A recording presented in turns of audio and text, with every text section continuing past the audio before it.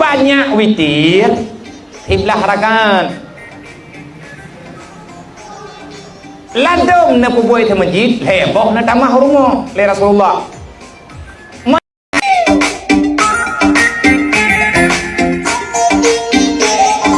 Assalamualaikum warahmatullahi wabarakatuh. Saudara sekalian fi ayyi makan, semoga saudara sehat-sehat dan baik-baik saja. Abiya jenis megom dan metegom bangai. Maksudnya bukan abiya jenis yang bangai dan metegom bangai, tetapi abiya jenis mengatakan orang yang salat tarawih 8 rakaat itu megom ataupun metegom bangai. Zaman sudah berubah. Gubernur sudah berganti, tahun sudah berganti, tapi bodoh masih seperti yang dulu, kata Abu Yajinib. Inilah video pernyataan Abu Yajinib tentang orang yang salat tarawih 8 rakaat bodoh alias mutegom bangai. Tarawih 20 rakaat. Yang perletannya tarawihnya bujai. Mana kau pegah 13 rakaat? Nyan awak mufhum langsung bahadi.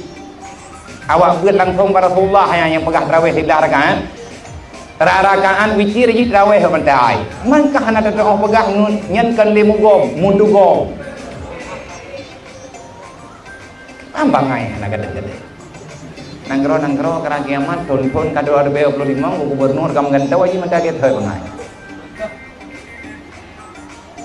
Salabina Rasulullah sallallahu alaihi wasallam sama niatannya nyen hadis witir. Terbanyak witir 11 rakaat. Ladom na puboy sa masjid, heboh na tamah rumah le Rasulullah.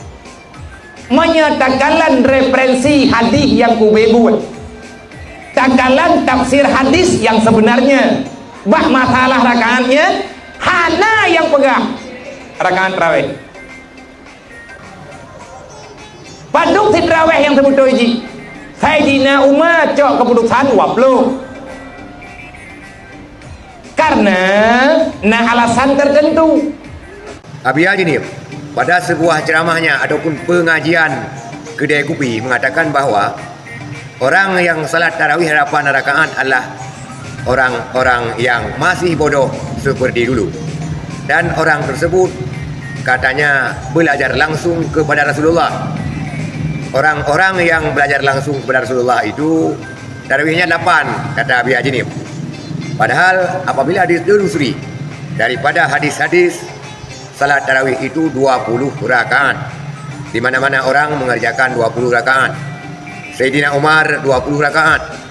Bahkan di Mekah, di Madinah dan seluruh dunia dikerjakan 20 rakaat. Tetapi ada juga orang yang mutegom dan megombangai, kata Abia, yang mengerjakan salat tarawih 8 rakaat.